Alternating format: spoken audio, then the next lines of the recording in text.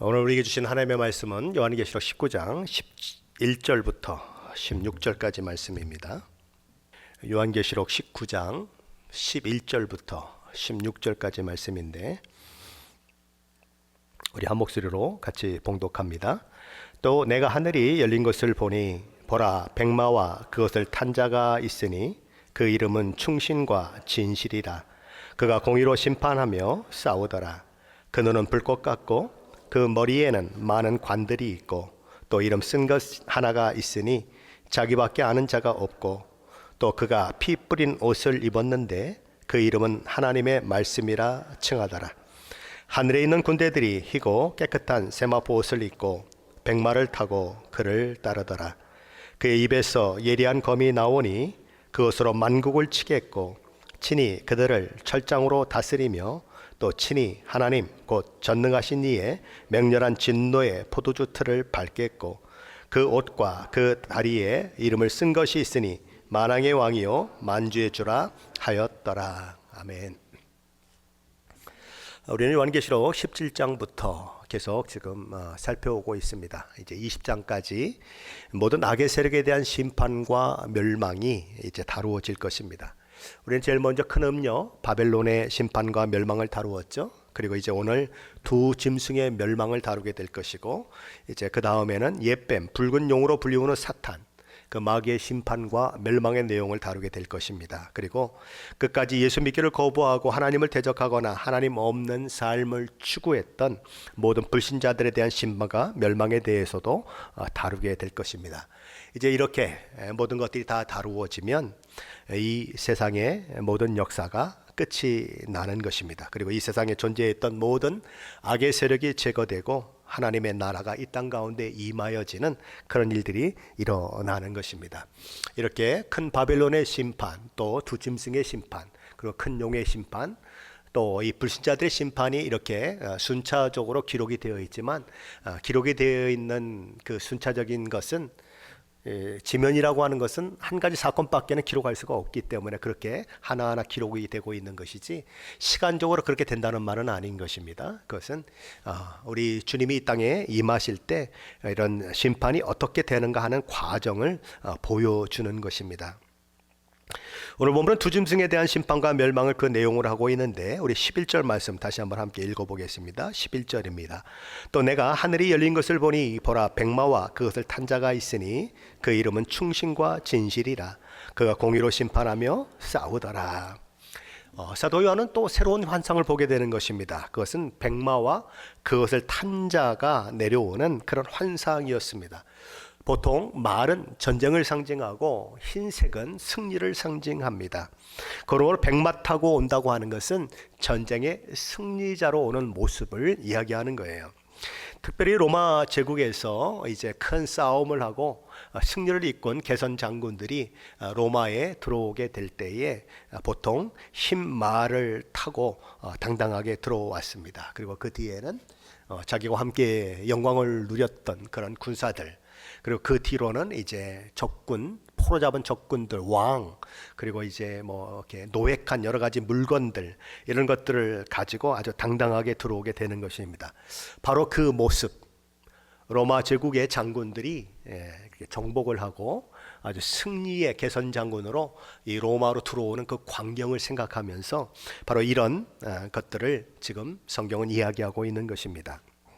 그 다음에 이 백마를 타고 오는 분은 누구일까요? 16절 말씀에 보면 그 옷과 그 다리에 이름을 쓴 것이 있는데 왕의 왕이요 만주의 주라 하였더라 이렇게 기록합니다. 그분이 만왕의 왕이고 만주의 주시다. 그러므로 그분은 우리 주 예수 그리스도를 가리키는 것입니다. 그 다음에 왜 주님이 백마를 탄 자로 묘사하고 있을까요? 그것은 그분이 승리의 주님으로 이 땅에 오시기 때문입니다. 그리고 11절 하반절에 보면 그가 공의로 심판하며 싸우더라 이렇게 얘기되고 있는 거예요. 그러니까 공의로 심판을 하시는 분, 싸워 승리를 이루시는 분, 바로 백마를 탄 그런 주님의 모습으로 여기 이렇게 나타나는 것입니다. 근데 여기 공의로 심판하며 싸우더라 했을 때에 이 싸우더라라고 하는 말의 시제가 현재형입니다. 언제나 현재형이라는 거예요. 옛날에도 싸웠고 지금도 싸우고 있고 앞으로도 싸우시는 분이시다. 누구를 위해서? 성도들을 위해서 싸우시는 분이다라는 거예요. 우리 주님은 어느 때나 당신을 따르는 성도들을 위해 싸우시는 분이다. 우리가 어둠 가운데 있을 때에도 싸우시는 분이시고, 우리가 넘어져 울고 있을 때도 싸우시는 분이시고, 우리가 늘 함께 하시면서 우리를 영적 승리의 영광의 면류관을 쓰도록 하시는, 우리를 위해 싸우시는 분이 우리 주 예수 그리스도다라는 거예요. 때로 우리는 그것을 느끼지 못하는 것이죠. 그러나 느끼지 못할 때도 우리와 함께 싸우시는 분이시다라는 것입니다. 그리고 최종적으로 마지막으로 모든 전투를 승리로 끝내실 분이시다. 종지부를 찍는 싸움을 그분은 싸우실 것이다 라는 거예요. 근데 우리 주님의 이런 싸워 승리를 이루시는 우리 주님의 여러 가지 특징들이 있는데, 먼저는 이름이 세 가지로 표현되고 있다는 것입니다. 11절에 보면 그 이름은 충신과 진실이다 이렇게 표현이 됩니다. 13절 하반절에 보면 그 이름은 하나님의 말씀이라 라고 그렇게 말씀하고 있습니다. 16절에 보면 그 옷과 다리에 이름을 쓴 것이 있으니 만왕의 왕이요 만주의 주라 이렇게 되어 있습니다. 이런 이름들, 세 가지 이름들은 재림의 주로 오시는 우리 주 예수 그리스도가 어떤 분인지를 보여주는 이름들입니다. 그분의 이름은 뭐예요? 충신과 진실이다 이렇게 얘기합니다. 신실하신 분이시고 진실하신 분이시다. 이게 우리에게는 너무너무나 중요한 것입니다. 그분이 신실하시고 진실하신 분이시다. 그분이 약속하신 것은 반드시 지켜내시는 분이시고 거짓 약속을 하지 않는 분이시고 우리를 위해서 신실하게 일하시는 분이다 이렇게 얘기하는 것이죠. 7교회 중에 마지막 교회인 라오디게아 교회에 대한 편지에서 우리 주님은 이렇게 표현이 됩니다. 아멘이요 충성되고 참된 증인이시다. 아멘은 뭐예요? 진실로 그러합니다 라는 거예요. 그래서 여러분들이 말씀을 전할 때 아멘 하는 것은 진실로 그러합니다 라고 반응하는 거예요. 그러므로 이 말씀은 어떤 뜻입니까? 우리 주님은 진실하신 분이시고 충성스러운 분이시고 참된 증인이시다라는 그런 말인 것입니다. 그게 그분의 이름이라는 거예요. 그분의 이름은 또 뭘로 불리웁니까? 하나님의 말씀으로 불리우는 거죠. 그분은 말씀이 육신이 되어 이 땅 가운데 오신 분이시고 말씀으로 세상을 창조하신 분이시고 또한 말씀으로 세상을 심판하시는 분이시다라는 거예요. 그리고 우리 주님의 이름이 또 이렇게 표현됩니다. 만왕의 왕이요 만주의 주라. 그분은 온 우주 만물을 통치하시는 주인이시다라는 겁니다. 왕이시라는 것입니다. 우리 주님은 큰 성 바벨론을 멸망시키시고 두 짐승을 멸망시키시고 사탄과 그의 추종자들을 멸망시킴으로 인하여서 이 땅에 하나님 나라가 완성되도록 하시는 주님, 그리고 온 믿음의 사람들을 그 하나님 나라에서 영원히 복과 은혜를 누리며 살게 하시는 바로 그런 분이시다, 그렇게 얘기를 하는 거예요. 우리는 이 세상을 살아가면서 우리의 왕이 되고자 하는 것들을 만나고 우리의 주인이 되고자 하는 수많은 것들을 만나는 것입니다. 그래서 때로는 유혹받기도 하고 그런 것들에 굴복하기도 하는 그런 일들이 일어나기도 하죠. 하지만 그런 유혹과 압박에도 불구하고 저와 여러분에게는 언제나 우리 주님이 만왕의 왕이요 만주의 주가 되셔야 하는 것입니다. 오직 주님만이 나의 왕이요 나의 주인이십니다. 세상에서 가장 행복한 사람이 누구일까요? 사람들은 왜 방황할까요? 정말 가치 있는 것을 발견하지 못할 때 방황하는 것입니다. 대학에서 어떤 학과를 정해가지고 들어갔다가도 이거 아닌가 봐 그러고 다른 학과 또 선택을 하고 한참 그 선택해가지고 공부를 했는데 취직이 잘 안 된다 그러니까 또 다른 학과 선택하고 그런 사람들이 있어요. 그래서 막 대학 다니는 동안에 막 이과로 갔다 저과로 갔다 막 그렇게 하는 분들이 종종 있어요. 정말 자기에게 필요한 것을 발견하지 못하면 그런 일들이 일어나는 거죠. 정말 행복한 사람은 어떤 사람일까요? 정말 가치 있는 것을 발견한 사람입니다. 자신의 생명을 던져도 아깝지 않은 그런 가치를 발견한 사람이 행복한 사람이에요. 내가 어떤 사람을 위해서 죽을 수 있다면, 내가 어떤 분을 위해서 죽을 수 있다면 정말 그 사람은 행복한 사람인 것입니다. 심판주로 오시는 우리 주님의 이름이 그렇게 세 가지로 표현이 됐다면 우리 주님의 모습도 세 가지로 표현이 되고 있습니다. 12절에 보면 그 눈은 불꽃 같다 이렇게 표현이 됩니다. 이 불꽃 같다라고 하는 눈에 대한 표현은 이미 요한계시록 1장에서 인자 같은 이의 형상을 가진 그분을 표시할 때 그렇게 이야기된 바 있는 그런 표현이에요. 그것이 의미하는 바는 두 가지입니다. 우리 주님은 불꽃 같은 눈으로 통찰하시는 분이시라는 것이죠. 그분의 눈을 속일 수 있는 존재는 세상 어디에도 없다라는 것입니다. 바다 끝에 가서 숨어도 안 되고 하늘 꼭대기에 숨어도 안 되고 그분의 눈을 피할 수는 없다. 모든 것을 다 알고 계신 분이다라는 거죠. 그리고 우리 주님의 눈이 불꽃 같다고 하는 그 표현은 이글이글 타오르는 그런 눈을 이야기하는 것입니다. 그래서 심판을 행하시는 분을 상징적으로 보여주는 것입니다. 그분은 모든 것을 아시는 분이시고 심판하시는 분이십니다. 그렇다면 그분의 심판이 잘못될 수 있을까요? 그분의 심판이 억울한 심판이 될 수 있을까요? 그런 것은 없다는 것입니다. 세상의 재판관들은 종종 실수해요. 거짓 증언들도 나오고 거짓 증인들도 이렇게 나오면서 그것을 사실로 판단을 했다가 판단을 내려요. 그래서 심판을 하게 되는데, 그래서 억울한 옥살이를 하는 사람도 생기고 억울한 벌금을 내는 사람도 생기고 심지어 억울한 죽임을 당하는 사람도 생기는 것이 사실이에요. 왜 그렇습니까? 사람의 마음을 꿰뚫어 볼 수 있는 능력이 없기 때문에 그래요. 그러나 우리 하나님, 우리 주님 앞에서는 그런 일들이 전혀 일어나지 않는다는 것입니다. 왜요? 아무리 거짓말을 해도 그 속을 다 꿰뚫어 보기 때문에 우리 하나님의 심판은, 우리 주님의 심판은 공의로운 심판이 될 수밖에 없고 억울한 심판이 될 수 없다는 거예요. 언제나 공의롭다라는 거죠. 그리고 12절에서 또한 우리 주님은 어떤 모습으로 묘사가 되고 있냐면 그 머리에 많은 관을 쓰고 계신 그런 분으로 그렇게 표현이 되고 있습니다. 바다에서 올라온 짐승 10개의 왕관을 쓰고 있었습니다. 사탄용은 7 왕관을 쓰고 있었습니다. 하지만 우리 주님은 많은 왕관을 썼다 이렇게 얘기되고 있는 것이네요. 여기 많은 왕관을 썼다고 하는 것은 헤아릴 수 없는 왕관을 쓰셨다 그런 이야기입니다. 어떤 전쟁에 나가서 전쟁을 하게 되고 적군의 왕을 사로잡아서 그의 왕관을 뺏어서 내 머리에 썼다면 하나의 왕관을 쓰게 되는 거죠. 근데 어떤 또 다른 왕을 또 쳐부시고 그 왕관을 뺏으면 2개가 되는 거죠. 근데 이게 헤아릴 수 없이 많다라고 표현하는 것은 우리 주님의 승리가 얼마나 대단한, 얼마나 많은 원수들을 다 이긴 분인가 하는 것을 표현해 주는 것입니다. 그런데 그에 비해서 짐승은, 그렇죠? 그에 비해서 용은 10개의 왕관과 7개의 왕관을 쓰고 있다는 것이죠. 그만큼 제한적이고 일시적인 승리였다. 그러나 우리 주님은 헤아릴 수 없을 만큼 많은 왕관을 쓰고 있기 때문에 그분의 승리는 아주 우주적인 것이고 영원한 것임을 표현하고 있는 것이죠. 그런데 13절 말씀에 보면 우리 주님이 피 뿌린 옷을 입으신 분으로 그렇게 표현이 되고 있습니다.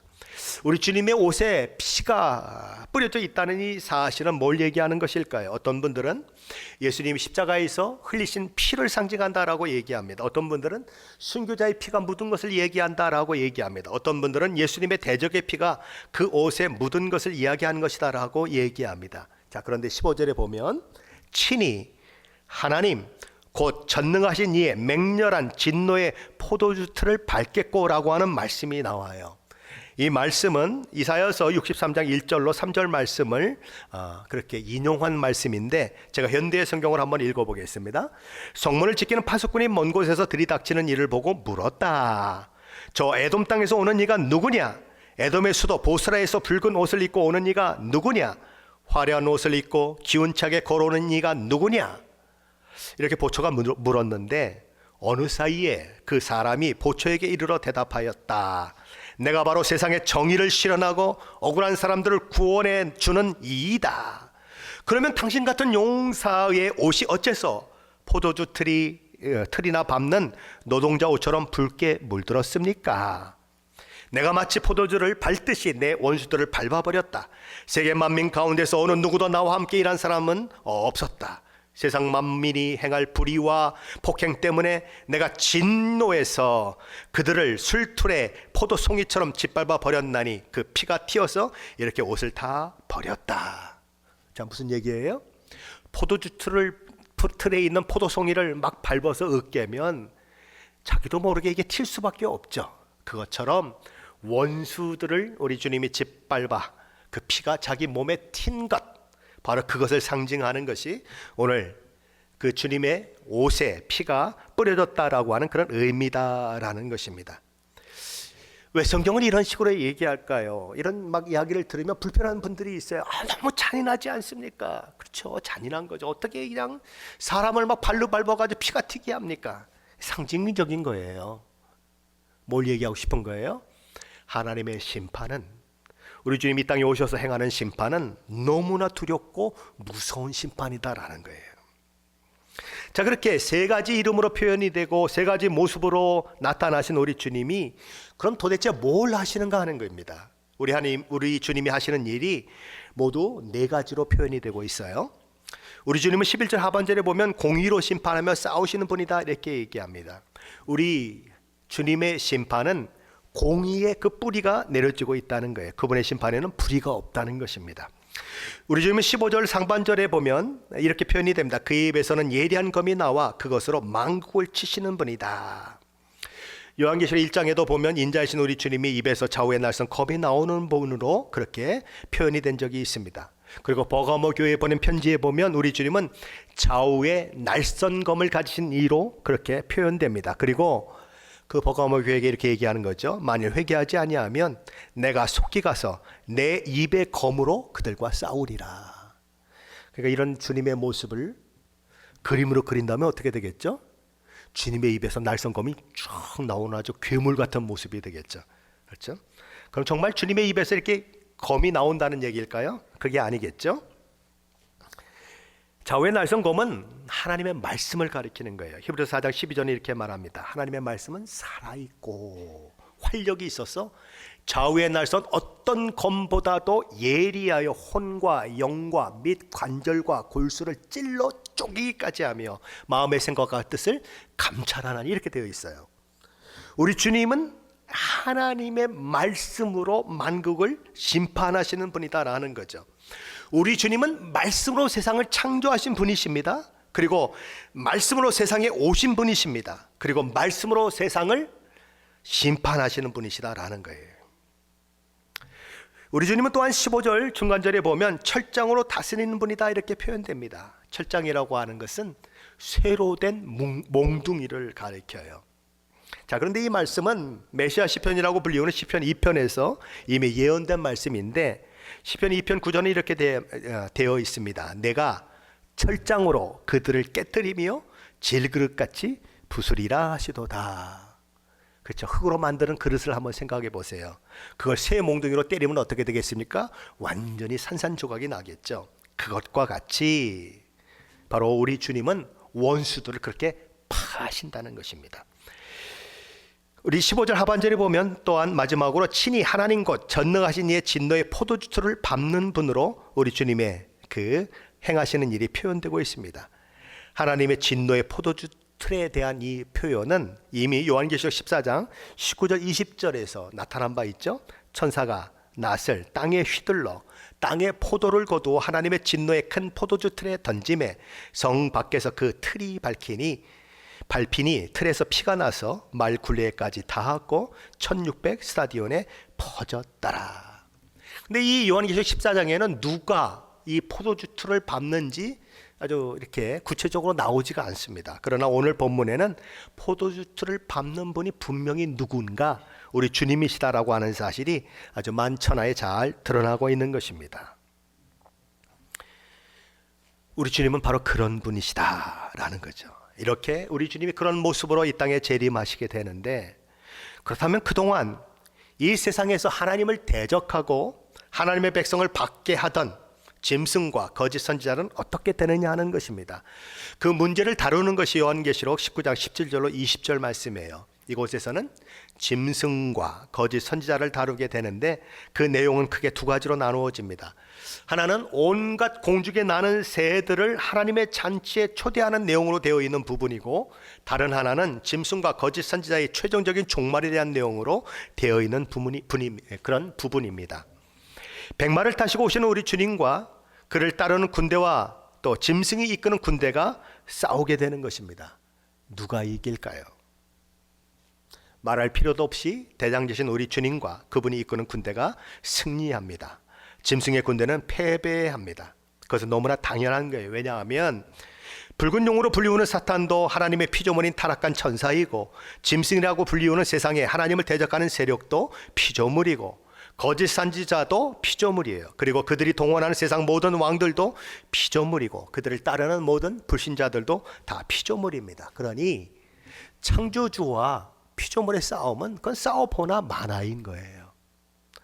종종 하나님과 사탄이 마치 대등한 능력이 있는 것처럼 그렇게 하나님과 사탄의 싸움을 묘사하는 분들이 있는데 그건 엉터리예요. 하나님과 사탄이 어떻게 싸웁니까? 상대가 돼야 싸우죠. 말이 안 되는 것입니다. 이제 갓 태어나 1시간밖에 안 지난 아이하고 어른하고, 그것도 태권도 한 7단쯤 되는 어른하고 싸우면 누가 이깁니까? 그걸 물어보는 사람이 바보죠. 그렇죠? 안 되는 거예요. 하나님과 사탄의 싸움은 이건 말이 안 되는 거예요. 그래서 그렇게 싸움을 묘사하면 안 되는 거예요. 이게 일방적으로 사탄이 패배할 수밖에 없는 거예요. 자, 그런데 그렇게 재림하신 예수 그리스도로 인해서 우리 주님이 완전한 승리를 이루시는 그 일들은 우리 주님만의 승리가 아니라 성도들의 승리이기도 하다라고 얘기하는 거예요. 그것이 요한계시록 19장 14절 말씀입니다. 한번 같이 볼까요? 14절입니다. 하늘에 있는 군대들이 희고 깨끗한 세마포옷을 입고 백마를 타고 그를 따르더라. 야, 여기 보면 그를 따르더라 이렇게 되어 있어요. 그럼 그가 누굽니까? 하나님의 말씀이라고 불리우고 충신과 진실이라고 불리우고 만왕의 왕이요 만주의 주라고 불리시는 우리 주님인 거죠. 그렇다면 그분을 따르는 군대가 있다라고 얘기합니다. 희고 깨끗한 옷을 입고 그분을 따르는 군대가 있다라고 얘기합니다. 그럼 이들은 누구냐 하는 것입니다. 하늘에서 백마를 타고 날아다니기 때문에 어떤 분들은 하늘의 천사다라고 얘기합니다. 왜냐하면 성경에는 종종 천사를 하나님의 군대라고 얘기해요. 특별히 야곱이 어느 날 가다가 하나님의 사자들을 만나요. 하나님의 천사들을 만납니다. 그리고는 그 하나님의 천사들을 만난 장소를 가리켜서 이름을 짓게 되는데 마하나임이다 이렇게 칩니다. 우리 이부 찬양대 이름이 마하나임인데 무슨 얘기예요? 하나님의 군대라는 뜻입니다. 그러니까 하나님의 군대가 뭐라는 거예요? 하나님의 천사들이다. 그래서 여기서 이 예수 그리스도를 따르는 흰옷을 깨끗한 흰옷을 입고 따르는 자들은 하나님의 군대 천사를 가리키는 것이다, 그렇게 보는 거예요. 두 번째 견해는 희고 깨끗한 세마포 옷을 입은 구원받은 하나님의 백성들로 보는 견해입니다. 요한계시록 말씀 속에는 늘 줄곧 그 희고 깨끗한 세마포 옷을 입은 사람들을 언급해 오고 있는데 그들이 성도임을 얘기합니다. 사도교회에 보낸 편지에서 이기는 성도들이 입을 옷에 대한 표현이 나오는데 5절은 이렇게 얘기합니다. 이기는 자는 이와 같이 흰 옷을 입을 것이요. 요한계시록 6장 11절에는 순교자들에게 흰 두루마리가 입혀진다라고 얘기합니다. 그리고 요한계시록 7장에 보면 각 나라와 족속과 백성과 방언에서 구원받은 성도들이 흰옷을 입은 것으로 그렇게 기록이 되고 있습니다. 그래서 여기서 백마를 타고 이렇게 등장하시는 예수 그리스도를 따르는 흰옷 입은 깨끗한 옷을 입은 사람들은 성도다라고 보는 그런 견해가 있는 것입니다. 세 번째 견해는 둘 다로 보는 견해예요. 천사와 성도 둘 다를 가리키는 견해이죠. 자, 그런데 근본적으로 이 말씀은 성도들의 최종적인 승리를 이야기하는 것이기 때문에 우리 주님을 따르는 이 무리들은 성도로 보는 것이 옳다라는 것입니다. 이 말씀과 맥을 같이 하는 말씀이 하나 있어요. 요한계시록 17장 14절 말씀입니다. 한번 찾아볼까요? 요한계시록 17장 14절 말씀입니다. 찾으셨습니까? 요한계시록 17장 14절 말씀 같이 읽겠습니다. 그들이 어린 양과 더불어 싸우려니와 어린 양은 만주의 주시요 만왕의 왕이시므로 그들을 이기실 터이요 또 그와 함께 있는 자들 곧 부르심을 받고 택하심을 받은 진실한 자들도 이기리로다. 자, 어린 양은 만주해 주시어 만왕의 왕이심으로 이기실 거라는 거예요. 그리고 그와 함께 있는 자들이 있는데 부르심을 받고 택하심을 받은 자들이 있다는 거예요. 그러면 부르심을 받고 택하심을 받은 자들이 누굽니까? 천사입니까? 성도입니까? 당연히 성도죠. 그렇죠? 그러니까 주님이 이기시고 그분을 따르는 성도가 이긴다고 여기서 얘기하고 있기 때문에 오늘 본문에서도 백마를 탄 그분을 따르는 허다한 무리들, 깨끗한 흰옷을 입고 있는 이 사람들은 성도를 가리키는 것이다 라고 보는 것이 맞다라는 것입니다. 그러면 천사로 보는 견해는 전혀 틀린 견해일까요? 성경에는 이스라엘 백성들과 다른 나라 민족들과 싸움이 있을 때마다 사사기에 보면 하늘의 별들이 싸웠다 또는 천사들이 싸웠다 이런 얘기들이 있어요. 여호수아가 가나안 땅을 정복할 때도 누가 나타납니까? 여호와의 군대 장관이 나오죠. 그래서 너는 누구를 위하느냐? 그러고 까불었다가 어유 여호와의 사자로 가니까 막 넙죽 엎드리잖아요. 그렇죠? 혼자 싸우는 싸움이 아니다라는 거예요. 천사들이 함께하는 싸움이다. 그러니까 정말 이 성경에서 얘기하는 것은 우리 성도들의 승리를 얘기하는 것은 맞지만 그렇다고 해서 우리 혼자 싸우는 것이 아니다. 하나님이 보내신 천사들과 함께 싸우는 싸움이기 때문에 에이 그건 완전히 틀린 얘기야 라고 그럴 필요는 없다는 거예요. 괜히 또 여기서 듣고 가서 당신 말하는 거 다 틀렸어 그렇게 얘기하지 말라고 얘기하는 거예요. 우리 주님은 승리하실 것입니다. 그리고 그분을 따르는 성도들도 승리할 거예요. 그러기에 이런 승리를 당연시하면서 아직 전쟁의 상황이 설명되지도 않았는데 성경은 결론부터 먼저 얘기하고 있다는 것입니다. 사실은 이게 뒤집혀야 맞지 않습니까? 와, 열심히 막 싸웠다. 막 우리 대장 되시는 예수 그리스도가 막 칼을 휘두르며 백마를 타고 막 전장을 누볐다. 그래서 막 수많은 천사자들을 냈고 드디어 승리했다. 승리의 함성을 부르자. 이게 이야기의 스토리가 맞잖아요. 근데 스토리가 거꾸로 되고 있어요. 이미 승리한 게 먼저 선포되고 있고 그 다음에 싸우는 게 선포되고 있어요. 자, 승리한 게 어떻게 선포되고 있나 한번 보십시다. 17절로 18절 말씀입니다. 같이 보죠. 또 내가 보니 한 천사가 태양 안에 서서 공중에 나는 모든 새를 향하여 큰 음성으로 외쳐 이르되 와서 하나님의 큰 잔치에 모여 왕들의 살과 장군들의 살과 장사들의 살과 말들과 그것을 탄 자들의 살과 자유인들이나 종들이나 작은 자나 큰 자나 모든 자의 살을 먹으라 하더라. 전쟁이 끝났다는 거예요. 지금 고대 세계에서 일어난 전쟁을 한번 생각해 보십시오. 그렇죠. 이 사내립이 히스기야가 다스리는 남유다를 쳐들어왔다가 다음 날 딱 일어났더니 그 많은 사람들이 다 죽어 자빠졌어요. 그러면 어떻게 합니까? 가가지고 막 좋은 옷들 다 벗겨내고 그리고 막 물건들 다 가지고 오잖아요. 그럼 거기 시체가 널브러져 있죠. 그럼 누가 신이 납니까? 들짐승들, 까마귀, 독수들이 신이 나는 거죠. 왜냐하면 뜯어먹일 시체 고기가 너무 많으니까. 지금 그 상황을 지금 얘기하고 있는 거예요. 적들이 완전히 패한 상황을 고대 세계의 전쟁을 그 이미지를 통해서 저와 여러분에게 전달하고 있는 거예요. 다 망했어. 완전히 그냥 하늘의 새들이 들짐승들이 고기 잔치를 그냥 막 벌이는 그런 모습으로 묘사하고 있는 거예요. 이 말씀은 이스라엘을 대적하는 로스와 메섹과 두발 왕 고개 연합군의 그 처절한 패배, 그들이 짐승의 밥이 될 것에 대한 예언을 통해서 이미 선포된 바 있어요. 에스겔서 39장 10절 18절에 이렇게 얘기합니다. 주 여호와께서 이같이 말씀하셨느니라. 너 인자야, 너는 각종 새와 들의 각종 짐승에게 이르기를 너희는 모여오라. 내가 너희를 위한 잔치 곧 이스라엘 산 위에 예비한 큰 잔치로 너희는 사방에서 모여 살을 먹으며 피를 마실지어다. 너희가 용사의 살을 먹으며 세상 왕들의 피를 마시기를 바산에 살찐 짐승 곧 순양이나 어린 양이나 염소나 수송아지를 먹듯 할지라. 이미 에스겔서에서 예언이 되고 있는 거예요.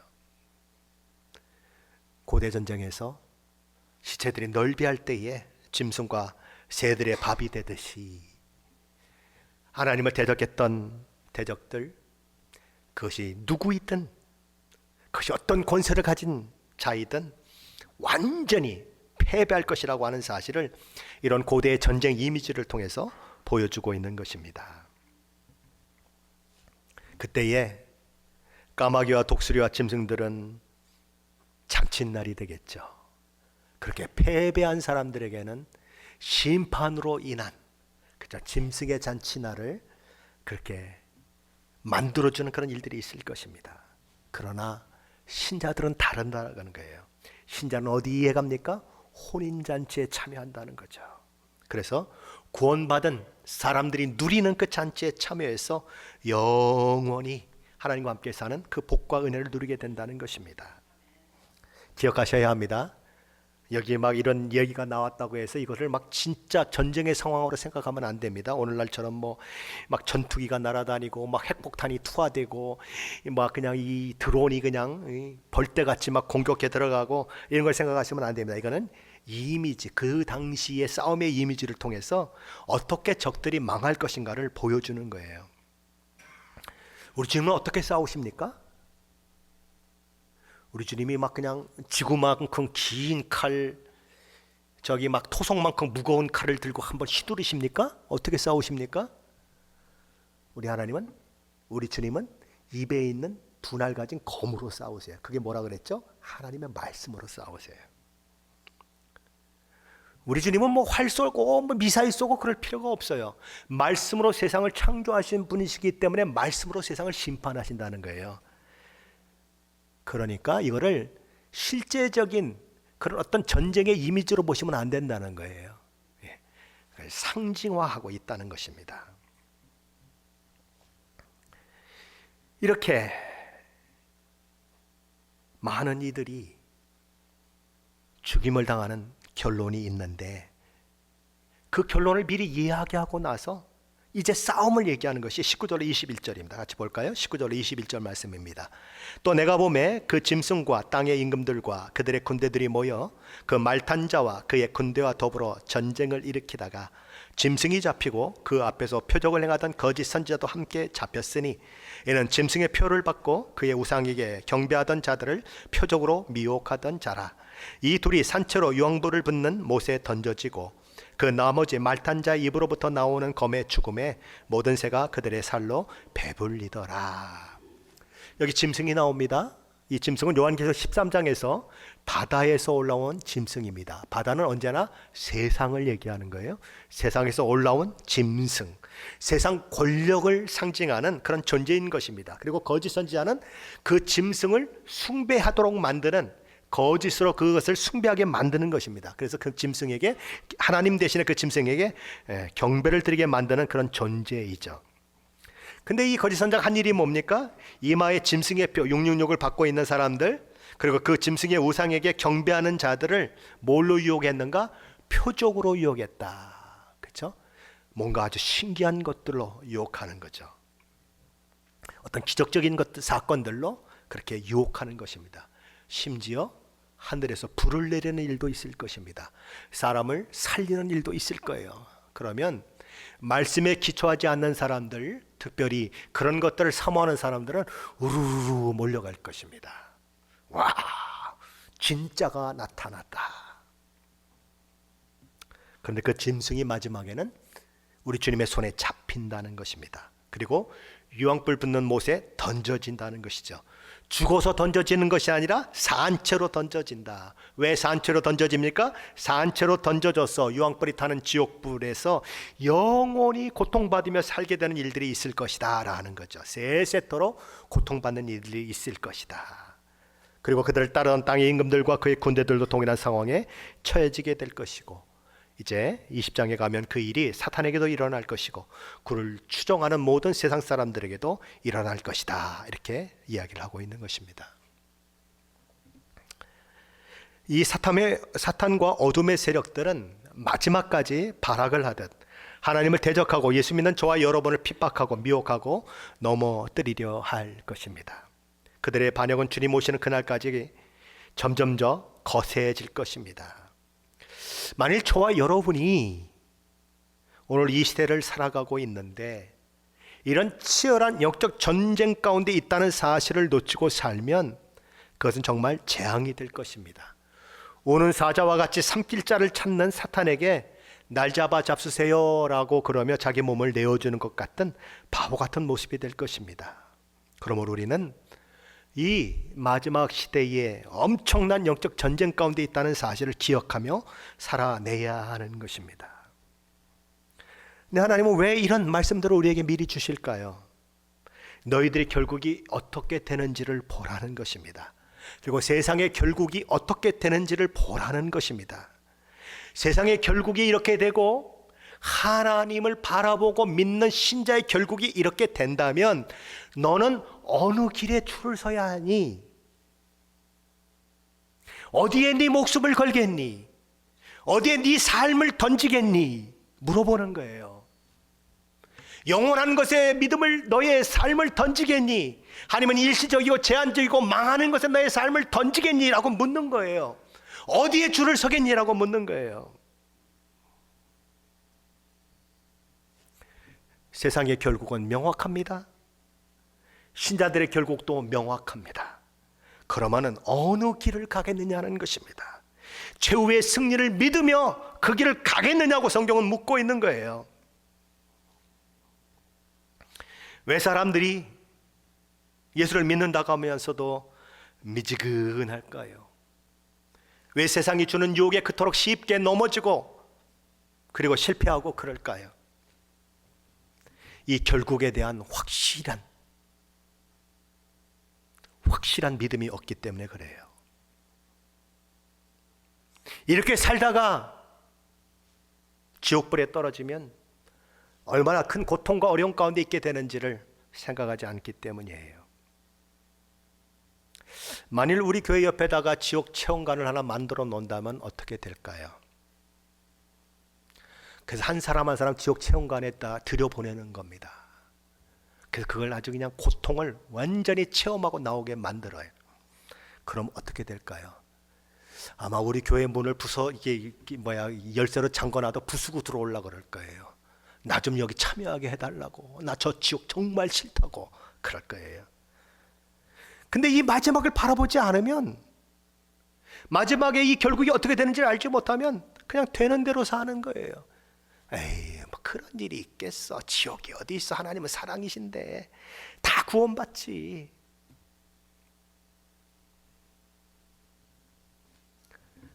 그러나 성경은 결론을 얘기하고 있는 거예요.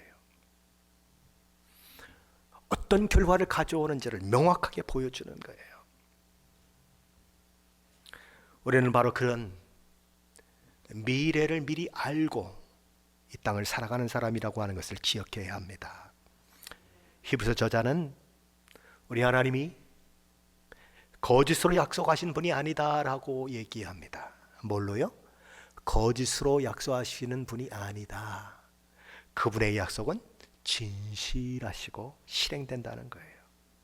그리고 그것을 보증하기 위해서 하나님은 하나님보다 더 큰 분이 없기 때문에 우리는 뭐 하늘과 땅으로 맹세할게, 내가 손가락에 장을 지져 이러고 얘기하지만 하나님은 하나님보다 큰 분이 없기 때문에 하나님의 이름으로 맹세했다라고 얘기해요.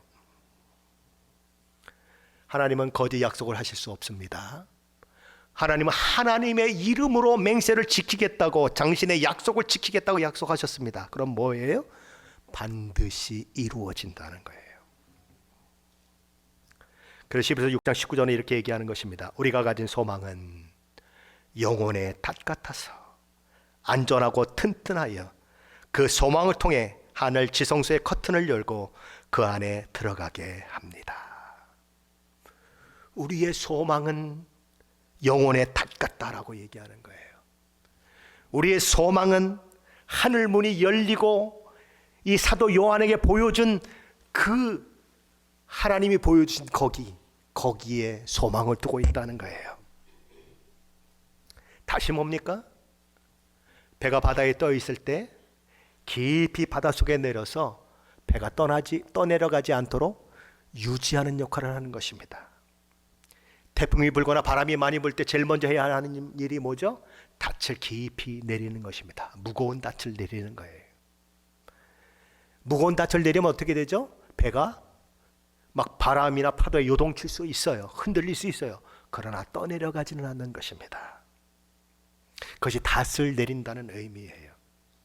저와 여러분의 소망의 닻이 하나님의 지성소에 딱 던져져 있으면 비록 이 세상을 살아가는 동안 어떨 때는 흔들릴 때가 있고 어떨 때는 두려움이 느낄 때가 있고 어떨 때는 좀 마음에 막 이렇게 갈등이 일어나는 그런 일들이 있을 때도 있지만 그러나 닻을 깊이 내린 배가 떠내려가지 않는 것처럼 저와 여러분은 결국은 하늘 지성소의 커튼을 열어 제키고 그 안에 들어가는 영광을 누리게 된다는 거예요. 환경과 처지에 요동치지 않는 자, 하나님의 약속과 그 결말을 주목하는 자에게 임하는 것이라는 것입니다. 하나님의 심판과 하나님이 주시는 약속과 그 결말을 저와 여러분은 그러므로 주목해야 하는 것입니다. 그러면 하나님의 심판과 하나님이 주시는 상급에 대한 확증이 우리 가운데 있으면 저와 여러분의 삶은 달라질 수밖에 없어요. 저와 여러분의 신앙의 열심은 불붙을 수밖에 없어요. 그리고 저와 여러분의 죄와의 싸움은 싸우다가 마는 그런 싸움이 아니라 영혼을 바라보며 내게 주어질 상급을 바라보며 피 흘리기까지 싸우는 싸움이 될 수밖에 없어요. 근데 그 소망이 너무 희미하니까 그 소망을 갖지 못하니까 세상과 타협하고 무릎 꿇고 다른 것들을 섬기는 일들이 일어나는 거예요. 그러나 정말 그 소망을 가슴에 품고 있으면 타협할 수 없는 거죠. 스데반 집사가 돌에 맞아 죽어가며 보한 게 무엇입니까? 하늘이 열리고 우리 주님이 일어서서 내 아들아 어서 와라 안아줄 준비를 하고 계신 그 주님을 볼 때에 돌에 맞아 죽는 순교도 얼굴이 천사처럼 환해져서 죽는 거예요. 아니 세상에 돌에 맞아 죽는데 어떻게 얼굴이 천사처럼 될 수 있어요? 인간적으로 불가능해요. 그러나 하나님 나라 하늘을 열어주시고 보여주시는 그것을 보니까 얼굴이 그렇게 되는 거예요. 세상에 고난이 없는 사람이 어디 있어요? 아픔이 없는 사람이 어디 있어요? 수많은 일들이 우리 가운데 있지만 하나님 나라 열어주시는 하나님 나라를 바라보는 자에게는 돌에 맞아 죽는 스데반에게 천사와 같은 얼굴이 있었던 것처럼 기쁨이 있고 용기가 있고 즐거움이 있고 만족이 있다는 거예요. 거기에 깊은 거기에 닻을 던져놓은 자들이 되어야 된다는 거예요.